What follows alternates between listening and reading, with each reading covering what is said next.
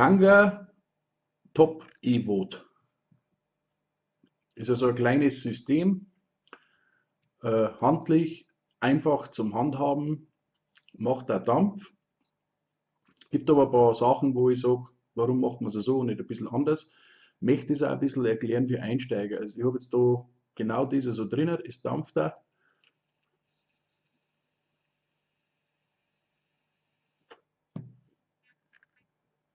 Wunderbar.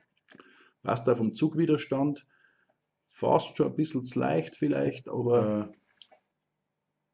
das schauen wir uns jetzt kurz das Gerät an, ein bisschen wie groß das ist und wie es aufgebaut ist, dann befüllen wir es, weil jetzt ist er voll gerade. Ich habe da den Keul, der was drin ist, dabei. Schauen wir uns auch die Ausgangsspannung an und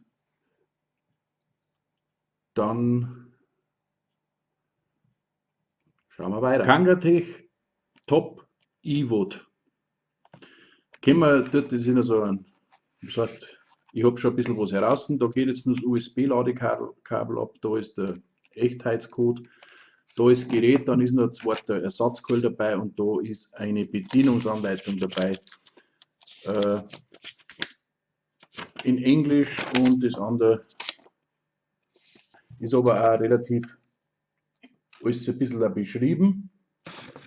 Lasst euch nicht irritieren vor dem, wenn es da unten heißt, Output-Spannung 4,2 Volt.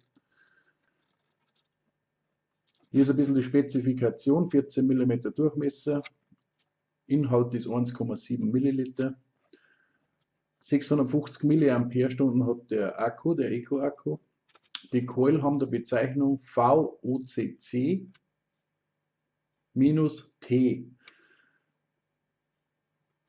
Und dabei sind einmal einbaut und einmal als Reserve 1,5 Ohm. Da komme ich später noch ein bisschen dazu, was zum Erklären. Dann ist natürlich das Ladekabel dabei mit dem Schraubaufsatz zum Aufschrauben. Ja. Das Laden ist ganz logisch. Wenn ihr da anschraubt und das ansteckt, das USB, Akku wird geladen, leuchtet es rot, wenn er fertig ist, grün. Wir haben eine Kurzschlusssicherung drin, wenn irgendwo was war, dass ein Coil-Defekt ist, dass wir einen Shorted, also einen Kurzschluss haben, blinkt dreimal auf und verweigert seinen Dienst. Wir haben eine 10 Sekunden Abschaltung. Wenn du 10 Sekunden oder länger dampfst, dann fängt er auch zum Flashen, zum Blinken an und schaltet aus. Das ist ein Überhitzungsschutz. Oder Zugabschaltung kann man es auch nennen. Und wenn der Akku zu schwach ist, dann blinkt das Teil bis zu 15 Mal und geht entweder dann aus oder zumindest weiß man dann, aha, er kehrt geladen. Wenn er leer ist, zum Vollladen braucht er, bei mir habe ich es mal ein bisschen so Test, ist aber ein bisschen unterschiedlich, 3,5 bis 4 Stunden musst du rechnen. Außen Netz, also von der Steckdosen aus, nicht über den Computer. Über den Computer kann sich das wieder ändern, je nachdem, was der Computer Ladekapazität hat. Wieso E-Vote Top? Wer schon länger dabei ist, wir haben keine verstellbare Airflow, wir haben es relativ easy. Wir haben da unsere Airflow-Bohrungen, 3 an der Zahl, die sind ein bisschen größer als wir bei der E-Vote Single Coil. Wir haben einen Pyrex-Glastank. Wir haben, wo es die E-Vote auch nicht gehabt hat, rein die erste, ein abnehmbares Trip-Tip, einem O-Ring. Ich habe jetzt da gerade mal sowas da. Zumindest die Standard-Trip-Tips sollten passen. Bis daher alles gut und schön. Ich habe ihn schon die ganze Zeit jetzt dampft, seit der Messe. Ich habe mir den bei der Messe geholt. Ich habe jetzt da den Coil drin mit 1,5 Ohm. Zu den Coils kommen wir später und Leistung, Akku und so, was ich nicht ganz verstehe oder was ich ein bisschen zum Aussetzen habe an dem Gerät. In der Bedienungsanleitung haben wir gelesen, was von 4,2 Volt. Das ist aber nicht die Ausgangsleistung. Die Ausgangsleistung liegt bei 3,6, 3,7. Das habe ich mit 2, 3 Geräten gemessen. Also Standardausgang, Spannung. Ja, da haben wir nochmal das Kangatech E-Vote. Ja, ich meine, wie gesagt, der ist jetzt schon benutzt. Unten haben wir sogar Entgasungslöcher. Was ist jetzt besser, was auf alle Fälle Verbesserung ist? Man kann ja jetzt sogar mit einer großen Flasche, man muss aber ein bisschen aufpassen, da kann man da oben seitlich einfüllen. Ja. Muss man aber ein bisschen laufen lassen, bis die Luft oben wieder entweicht. Das ist ja bei der ersten Evo nicht gegangen. Also wenn ihr so einen dicken Einfüllstutzen habt wie ich, dann lasst es einfach ganz langsam laufen. Und mit einer dünnen oder mit einer Spritzen geht es natürlich schneller. Und jetzt könnt ihr praktisch bis auf die Rand voll machen. Das hat man bei der anderen Evo nicht können, da hat man es oberschrauben müssen, auf den Kopf stellen und dann hat man eine gewisse Menge einfüllen können, die was unter dem Luftröhrchen war. Da haben wir auch nochmal die 2 O-Ringe aufpassen, ja. Das Ganze wird dann wieder aufgeschraubt. Jetzt gerade vollgeladen. Wir haben eine 5-Klick-Schaltung. Also 5-mal Klick ist aus und ein. 1, 2, 3, 4, 5. Dann flasht er ein paar Mal, also er blinkt ein paar Mal. Dann ist er ausgeschaltet für Transport. 5-mal klicken wieder, dann gibt er uns wieder Signal, eingeschaltet. Also ganz einfach, wirklich einfach auch für Einsteiger und Umsteiger, wo es eigentlich schon das Gerät ein bisschen abzielen sollte und es ist ja Zeit geworden, dass einmal wieder was kommt. Jetzt habe ich mal das Multimeter, ich habe es mit dem Coilmaster gemessen und mit meinem Voltmeter, mein Volt-Multimeter, was ich habe, also 3,72 gibt er jetzt habe ich gerade von der Ladestation runter, gibt er raus. Das heißt, wir haben bei 1,5 Ohm so bei 9,2 Watt.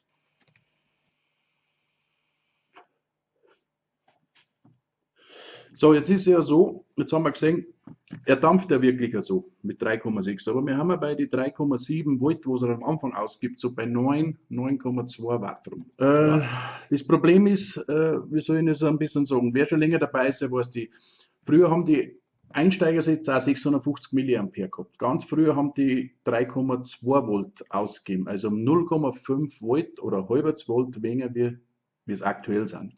Warum? Damals hat man CE4, Ego-T, Ego-C gehabt. Da war man dann so, ja, bei 2 Ohm und so, da hat man dann also mit 6, 7, 8 Watt, da hat das völlig ausgereicht, um vom Raucher wegzukommen.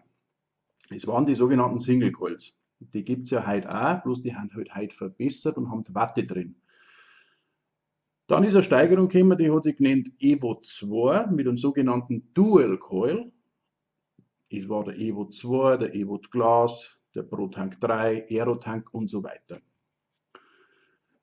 Dann haben sie aber auch die Kapazitäten ein bisschen geändert. Dann hat man eigentlich schon gewusst, dann sollte man schon 1200 oder 1000 Milliampere haben, dass man länger dampfen kann damit, weil diese Dual-Coil-Sache ein bisschen mehr Strom zieht, weil die Coils auch mehr Leistung verlangen.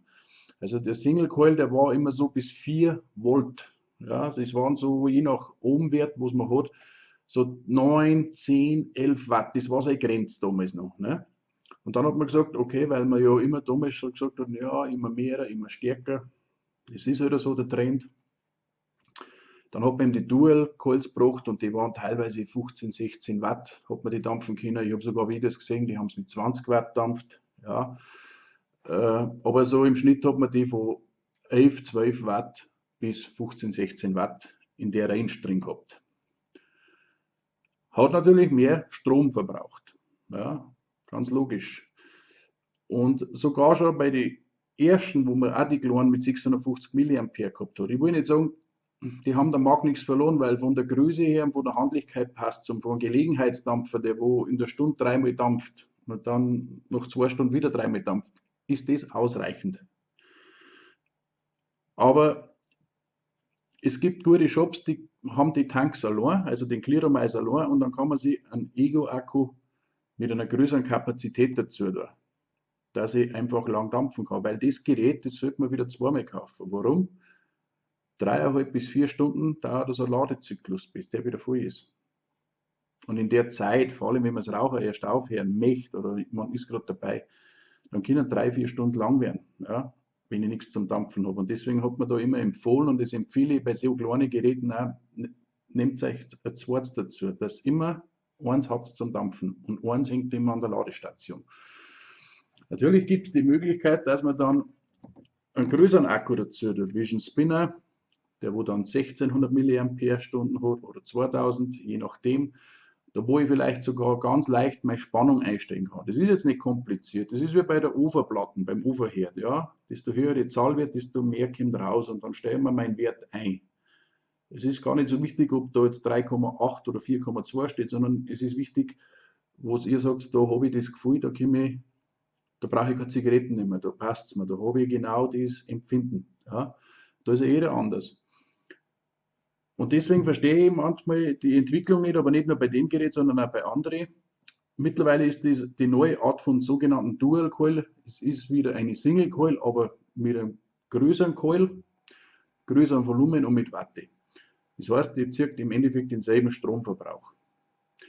Und ich habe mir da jetzt ein paar so Bewertungen durchgelesen. Speziell von den Coils und von dem Gerät. Und da waren sehr viele Negativbewertungen, was die Coils betrifft. Am Anfang dampft es vernünftig.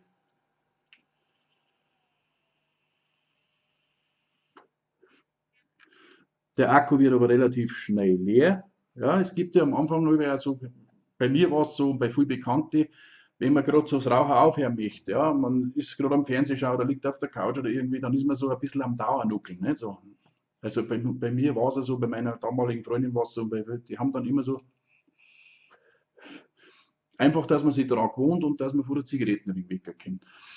Dann ist natürlich so ein Akku relativ schnell leer. Das kann innerhalb von einer Stunde ganz schnell sein. So, und jetzt habe ich ja gesagt, die Coils ist ja damals gekommen, weil die erste Coil, die Single Coil, bei 10 Watt ungefähr ihre Leistungsgrenze erreicht hat und dann hat man was, also hat man es größer und stärker gebaut. So, und die Coil hat man jetzt da einer da. Man hat aber da die 3,7 Volt gelassen. Also die 9 Watt kann man dampfen. Bloß wenn er dann runterfällt auf 8 Watt oder 7 Watt, ist die Coil ist nicht gut. Dann kommen so Sachen, dann kann er blubbern, dann blubbert es, dann kann er da ein wenig siffen. Ja, er macht halt dann Probleme. Wir haben jetzt nochmal ganz normal befüllt. So, und jetzt haben wir so ein Problem, das was ich sehr häufig auch gelesen habe. Jetzt mal noch am Befüllen, blubbert er. Ich glaube, jetzt hat man es hören können. Ne?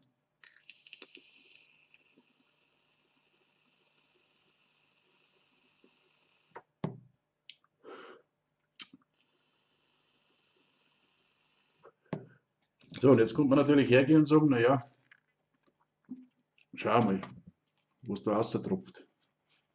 Da die 2 Tropfen zum Beispiel. Ne?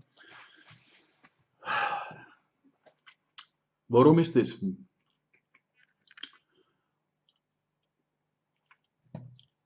Weil wir uns oben mit den starken Dichtungen Druck aufbauen und dann die Coil überschwemmen. Ja, es ist halt leider so. Was kann man machen?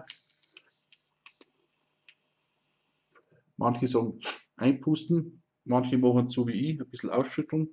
Ist natürlich jetzt nicht das Feine. Ne? Wenn man irgendwo in einem Bereich, wo der Coil einfach überflutet ist, wo die Leistung einfach, wo er das nicht mehr wegverdampft, weil die Leistung zu wenig ist. Wir haben dann bei 7,5 Watt, 7,3 Watt oder so. Wir müssen es jetzt nachrechnen, aber so in den Dreh rum. Und das ist sauber zwingend für den Coil.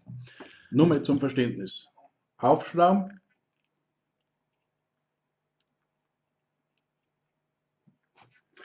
Jetzt machen wir es auch, weil dann nicht, dass wieder heißt, du musst schon auffüllen. Nein. Ein bisschen was geht noch rein. Ich tue noch ein bisschen was rein. Ich muss das ein bisschen langsam laufen lassen. Ja, ich glaube, dass man es ein bisschen sehen kann.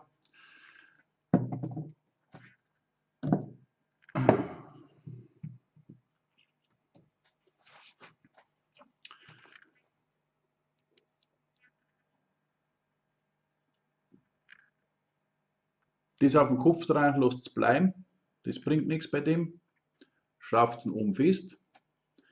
Und dann schrauben wir uns jetzt auf den Akku auf. Der gibt nur 3,69 aus, also knapp 3,7. Vielleicht hört man es. Hört ihr es? Blubbert. Blubbert und es spritzt sogar Liquid im Mund. Oder ihr holt es euch rauf. Und das passt einfach nicht. Und das müssen die Leute eigentlich von Kanga, wenn sie ein bisschen Dampfer hätten, es passt nicht. So, jetzt nehme ich den wo ich auf 4,3 eingestellt habe. Kann man nicht sehen, oder?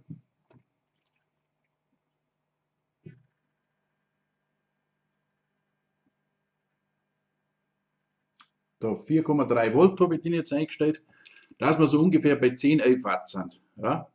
Das, wo der Kohl funktioniert. Ich habe jetzt nichts gemacht. Schauen wir mal.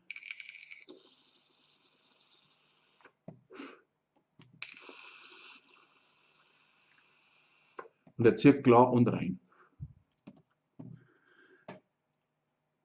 Ich hoffe, dass jetzt das Neueinsteiger oder die, wo noch nicht so lange dabei sind, ihr braucht nicht, ihr braucht keine Umrechnungstabelle, ihr braucht jetzt nicht, ob das 7,3 oder 7,7 Watt sind oder Volt.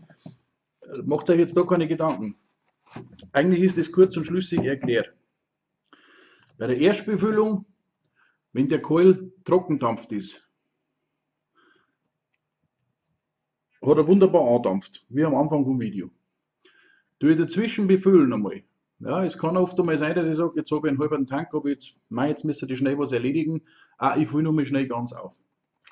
Hast mit dem Teil, auch wenn er voll ist, ein Problem. Weil die Leistung noch halt nicht passt. Das, was eine Abminderung schafft, ist aber wieder Einschränkung und vor allem für einen Einsteiger, der wo eigentlich erst einmal Zugtechniken und einmal schauen muss, mit dem Raucher oder seine Probleme, dass er wegkommt, dass er sich nicht unter Druck setzt und. Das Problem ist halt einfach, du kannst das ein bisschen reduzieren, wenn du den wirklich leer dampfst. Und zwar so leer dampfst, bis du sogar merkst, pass auf, der Geschmack lässt nach und wenn ich nur mit ziehe, kommt ins Kokeln. Also dass die Watte, die Keule da drinnen, relativ trocken ist. Dann ist das behoben. So, im Prinzip habe ich mich gefreut, dass es einmal annähernd wieder für einen Einsteiger was gibt. Das, wo sogar noch einen verheißungsvollen Namen wie Evo tragt. Und Top, oh, Top-Filling, Pyrex-Glas gut, Trip-Tip austauschbar, abnehmbar, einfach, sauber aufgebaut. Aber warum macht man dann Coils eine, die wo so ein Ego-Akku hinten und vorne zusammenpassen? Verstehe ich nicht. Ich verstehe es nicht. Wenn man dann jetzt die letzten 2 Jahre sieht, dass Einsteiger eigentlich heute schon mit Boxen laufen, mit Eissticks oder mit so kleinen Dingen und dass eigentlich fast heute schon kein Problem mehr haben, dass sie mal auf einen Knopf drücken müssen und sagen, ich muss von 8 auf 10 Watt gehen oder an einem Drehdraht, das kann eigentlich jeder, ja. Da braucht man nicht studieren und gar nichts, das kann eigentlich jeder. Und jeder, der wo lesen kann und sagen, aha, ja, es leuchtet mir ein, dass bei 4,3 mehr Strom fließt, mehr Leistung kommt, als wir bei 3,8. Ja, dann darf ich sagen, mit D-Coils mit 1,5 Ohm,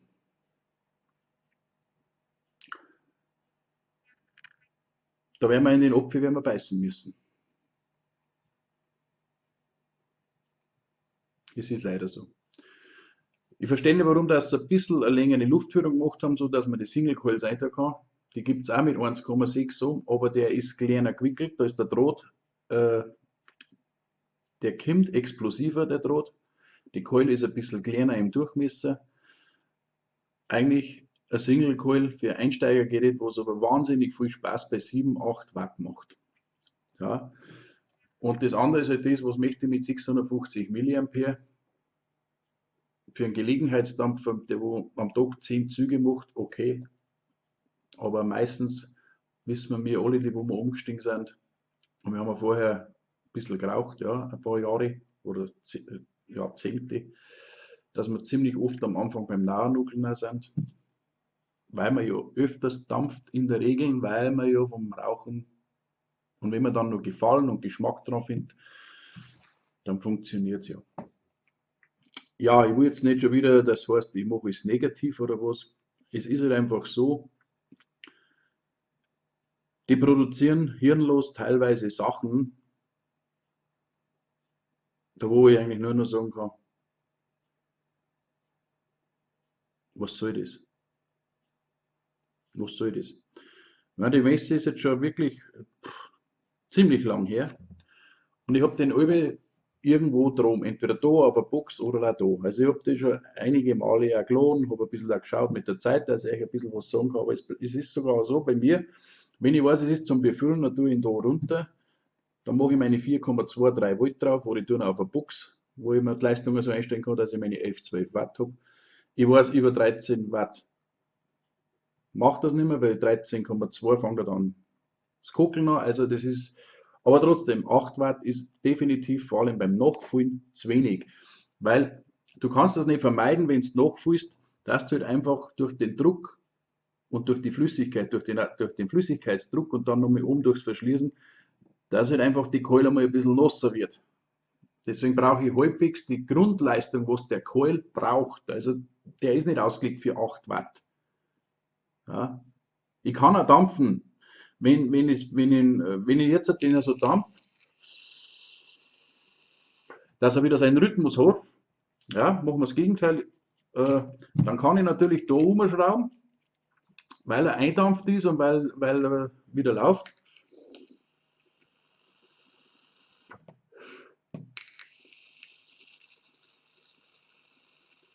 Ja, ganz leicht hört man es noch, aber es passt einfach nicht. Fakt ist einfach, fürs Dampfer und für den Alltag ist der Akku mit der Leistung, mit der Ausgabe und mit der mit der Dauer, was man dampfen kann, haben die einfach nicht mehr zeitgemäß. Das passt nicht mehr. Vor allem nicht auf so einen Dual Coil.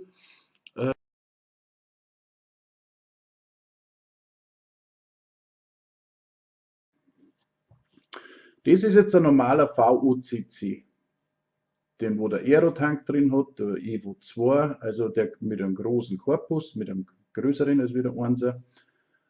Und der nennen sie 5G unten, kann man sehen. So, da habe ich jetzt einen mit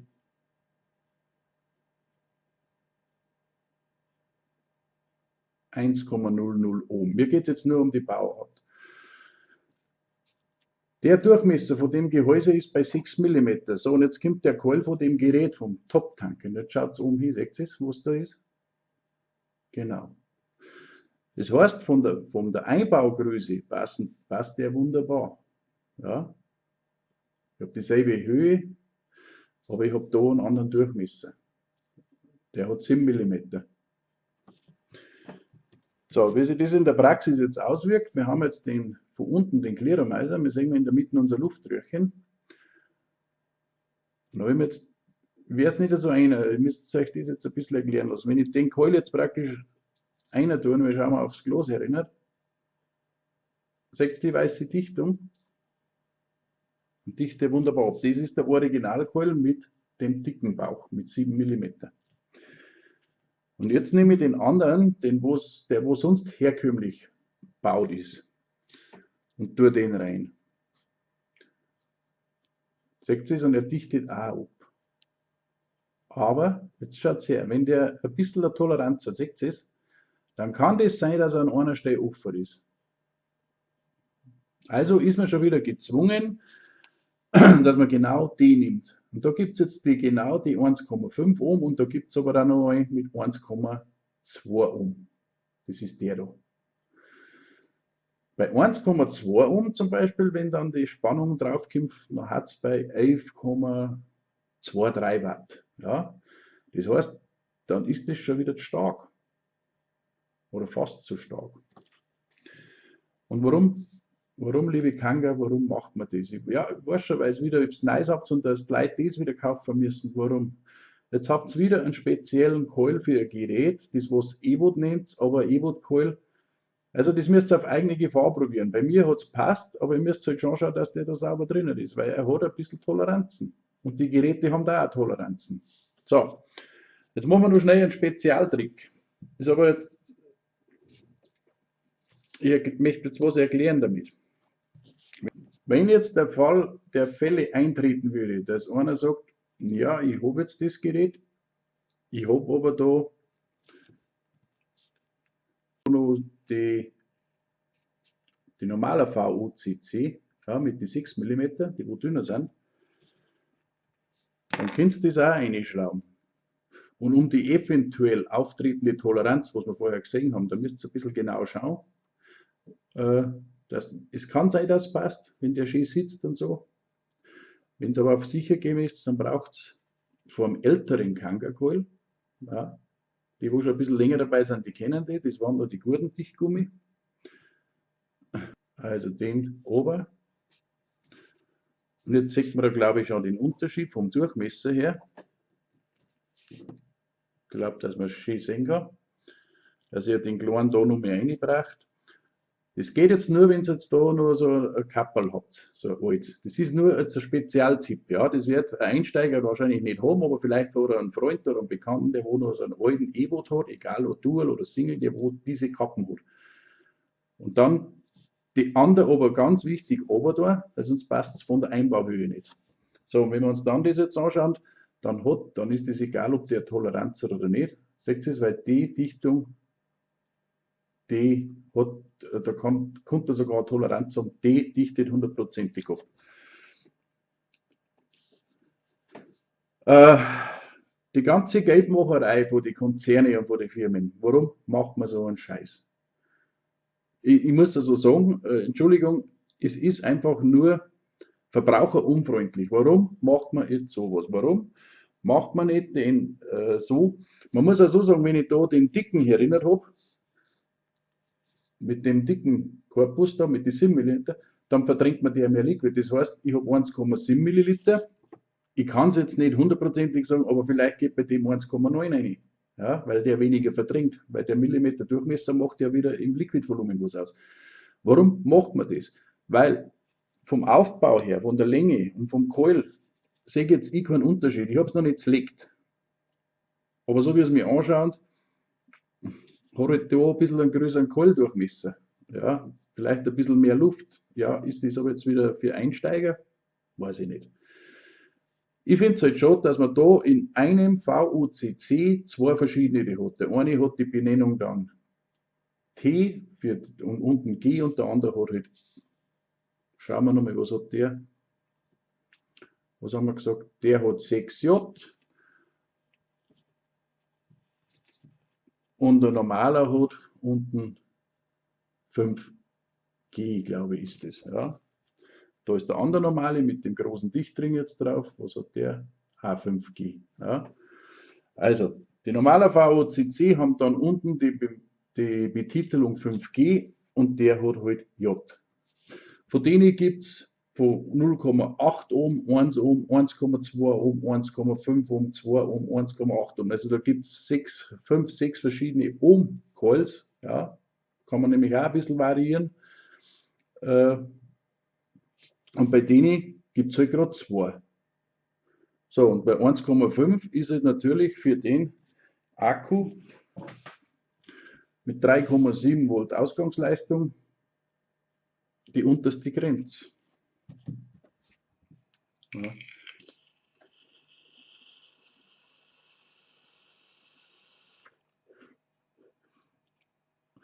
Ob das jetzt rein zum Umsteig euch hilft, kann ich nicht sagen. Da gebe ich nie eine Empfehlung. Ja.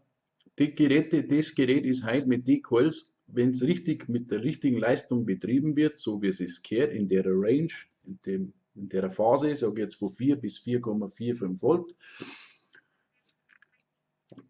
ist das ja zweimal so stark als wie die erste E-Boot, was rausgekommen ist. Mit 7 Watt, 8 Watt. Aber wie gesagt, ich weiß nicht, vielleicht haben die Raucher heute anders, vielleicht ist das heute oder ist das nur eine Modeerscheinung. Bei uns ist es nicht um das gegangen, dass wir gesagt haben, E-Zigaretten, ich möchte Wolken machen und ich möchte 50 Watt und ich möchte Open Draw und voll auf die Lunge. Nein, genau das Gegenteil war der Fall. Wir wollten schon was Kleines, was Zierliches. Und wir wollten etwas, was so ähnlich ist wie Zigaretten. Vom Ziehen, vom Zugwiderstand Und überlegt einmal, stellt euch einmal neben einen Raucher hin, bei gleichen Dingen. Nicht jetzt im Winter, wo es natürlich jeder mehr dampft und der raucht ganz normal, was da oft rauskommt. Und dann schaut es das an.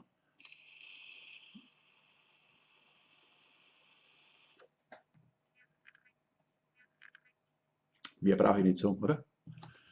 Und wie gesagt, das ist Tatsache. Ich habe schon manche probieren lassen, damals mit den ersten Dual Coils, mit einem Pro-Tank 3 oder was war, oder Aerotank.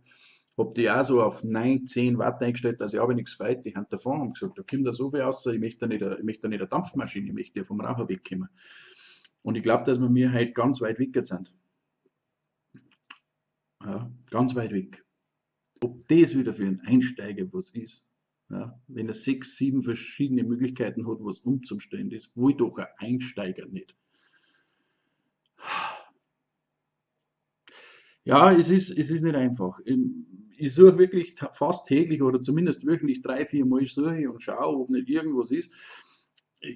Und teilweise bin ich schon so weit, dass ich sage, jetzt sage ich wieder die Nautilus und die alten E-Boot und die Inokin-Sachen, vor allem für die Einsteiger. Aber ehrlich gesagt, Leute, es liegt nicht an uns selber. Ja? Es liegt nicht an uns. Mir kotzt es selber auch schon an, dass heute alles nur noch auf Open Draw und 100 Watt und 200 Watt völliger Schwachsinn, völlig ungeeignet für jemanden, der wo vom Raucher wegkommen möchte. Das hat mit dem nichts zu tun. Da haben wir, weiß nicht, ich habe die Befürchtung, dass das dann gerade momentan ein Hype ist, dass zwar immer mehr dampfen, aber immer mehr, ja, weil es Wolken macht, aber wenn ich so schaue, sehe ich immer mehr die, wo dampfen, aber genauso weiter rauchen wie vorher. Und das ist natürlich das Schlimmste, was es gibt, weil das ist eigentlich gar nicht so plant. Also, ganz kurz und schmerzloses Fazit. Die Idee ist okay, bin ich dafür. Der Clearomizer hat das, was er am Anfang vom Grundsystem auch gehabt hat, aber er hat Verbesserungen. Von oben befüllbar, wir brauchen nicht irgendwie vom Akkuträger runterschrauben und haben wir dann eine Gewindeabnutzung oder haben wir dann irgendwann Kontaktprobleme, wir können stabil lassen. Wir haben nichts zum Einstellen an der Airflow, das ist halbwegs wieder gut gelungen, der Zugwiderstand. Damit muss man sich aber auch arrangieren. Ich kann das Triptip austauschen gegen anders, ich kann es abnehmen zum Reinigen und. Pyrex-Glas und. Aber die ganz schweren Minuspunkte: A, eine komplett neue Coil-Serie, die wo ein bisschen andere Durchmessermaße hat, damit die bis jetzigen Coils, die wo zwar die gleiche Höhe haben, dann alles und auch die gleichen Leistungswerte, aber da nicht reinpassen. Also mit so einem gewissen Restrisiko von einer Toleranz. Ich weiß, dass jetzt wieder welche schreiben, bei mir haben sie dicht, bei mir haben sie auch dicht. Habe ich auch schon dampft. Aber ich habe auch schon einen gehabt, oder ich kenne ja schon welche, die gesagt haben, bei ihm hat er dann das Blubbern angefangen. Aber nicht, weil er den gehabt hat, sondern der hat ihn auf eine Box gehabt und der hat ihn auf 4,2 Volt eingesteckt gehabt. Also da war die Leistung da, definitiv. Also, was ich euch gesagt habe, ihr braucht einen dicken O-Ring für die, die schon länger dampfen und ein bisschen Bescheid wissen bei den Kanga-Coils. Fragt es rundum. Kanga kennt ja jeder, E-Boot, E-Boot 2 oder jeder gehabt. Vielleicht hat noch einer einen alten Coil mit so einem dicken, wie ihr es gesehen habt. Dann kennt ihr auch die normalen VOCC und ihr könnt dann auch ein bisschen mehr variieren mit den Ohmwerte. Das ist das eine. Warum macht man das, Kanga? Frage. Wer man keine Antwort kriegen, ist euch auch scheißegal. Irgendwann hat es uns ist auch mal scheißegal. Merkt euch das. Bei mir entscheiden wir, was wir mit unserem Geld tun. Ich kann jetzt nur, wenn jemand sagen, ich habe Shops gesehen im Internet, die wo diese Clearomizer nicht im Set anbieten, sondern die wo die trennen, die wo sagen, das. Und wenn es dann anfragst, dann sagen sie, pass auf, nimm einen Vision Spinner mit, sowas. Oder nimm sogar eine kleine Box, die ist wirklich einfach, weil einfach die Coils mehr Leistung brauchen, als was das Teil gibt. Spätestens beim Befüllen habt ihr es. Es liegt nicht an die Coils. Man muss bei den Coils noch eins wissen, die haben jetzt nicht mehr zwei übereinander, sondern die haben eine Stehende, eine Vertikale drin. Und die haben nicht mehr Faserschnur drin, sondern die haben Watte drin, genauso wie die Single Coils. Und die haben eigentlich gut. Allerdings haben sie begrenzt in der Leistung. Also unter 9 Watt kriegst du Probleme, spätestens noch am Nachfüllen, haben wir gesehen. Ich hoffe, ihr habt es mitgekriegt, was ich euch sagen wollte. Und über 13 Watt ist dann auch Feierabend. Aber da drinnen, da gehört der hin. 10, 11, 12 Watt gehört der hin. Ja.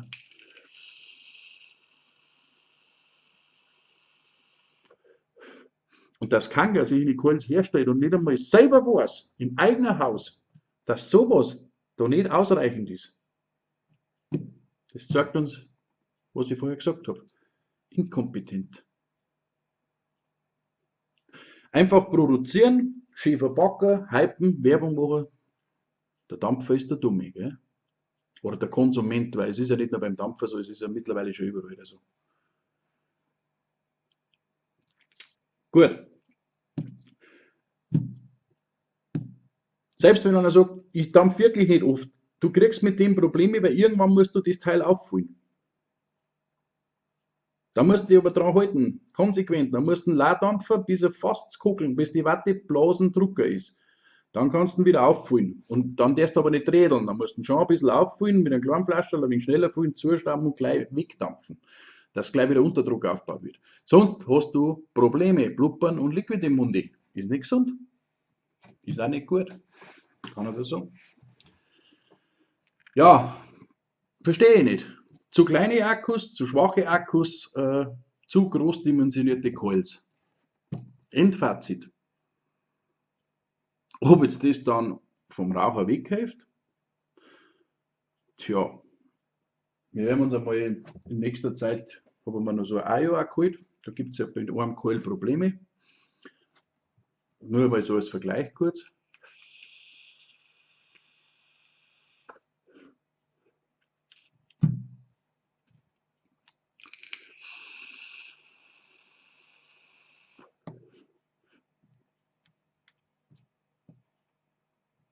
Bei ähnlichem Zugwiderstand. Natürlich gibt es welche, die können damit umsteigen. Gar keine Frage. Ich kenne welche, die haben mit dem Grauen umgestiegen oder mit dem Subtank und alles. Gibt es alles. Aber jetzt kommt der Punkt. Wenn man nach 4, 5, 6 Monaten immer nur dieselbe Menge Zigaretten konsumiert und meint, man tut es heimlich, dann legt man nicht die anderen an, dann legt es euch selber an.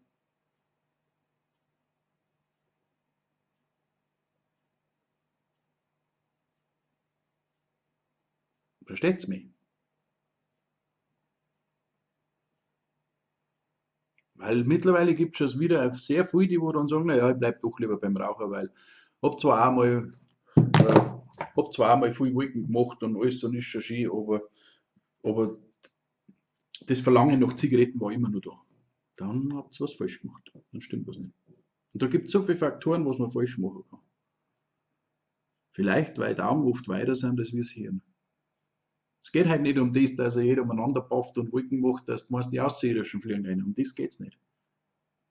Die sind euch wieder ein bisschen.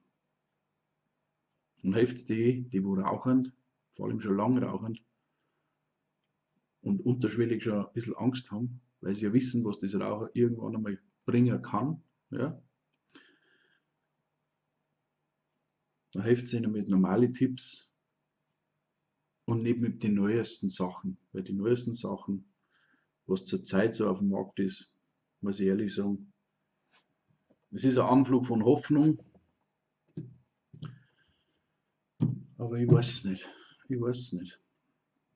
Und die Diskussionen, ja, ich kenne so und so viel und die haben es geschafft damit, das weiß ich nicht. Das kann schon sein, dann ist es schief für die.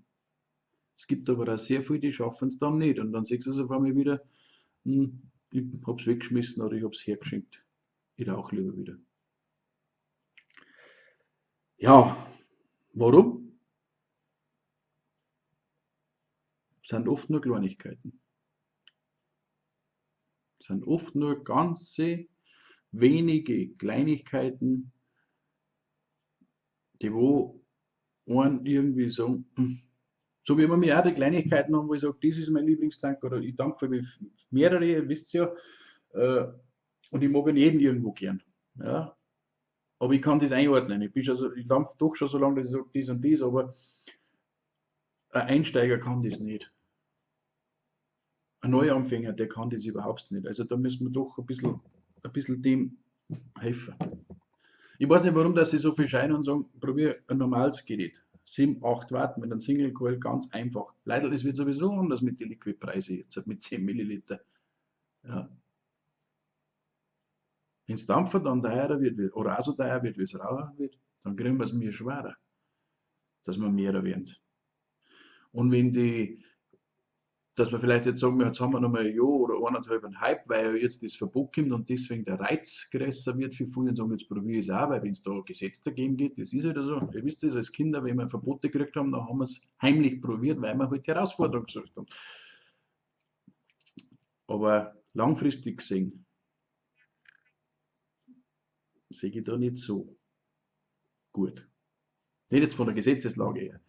Langfristig habe ich ein bisschen Bedenken, dass immer mehr vom Dampfen wieder wegfallen zum Raucher zurück. Mit dem Leistungshype, was wir heute haben. Nicht nur heute, eigentlich schon ziemlich lang. Weil bei mir der Industrie den gefallen deren. Weil ich kenne jetzt immer mehr, die sagen, ich habe auch mal da 120, 30 Watt, aber das brauche ich eigentlich gar nicht. AG, das brauchen wir gar nicht. Ja. Wenn ich heute meine Dinge anschaue, ich glaube, der höchste steht auf 6, 27 Watt. Und trotzdem haut man Fenster vor. Ja, können wir jetzt lang umeinander philosophieren. Also, Top E-Vote. Der Grundsatz ist gut, die Verbesserungen zum ersten E-Vote, Top-Filling, Glastank, auswechselbares Triptip. Okay, was nicht gelungen ist, in meinen Augen, die Wahl des Akkuträgers, des Ego-Akkus und neue Coils, dass wieder mehr Salat reinkommt und einfach zu groß dimensioniert für diese Kombination. Das war das Wort zum Sonntag. Dann wünsche ich euch noch was. Pfiat euch.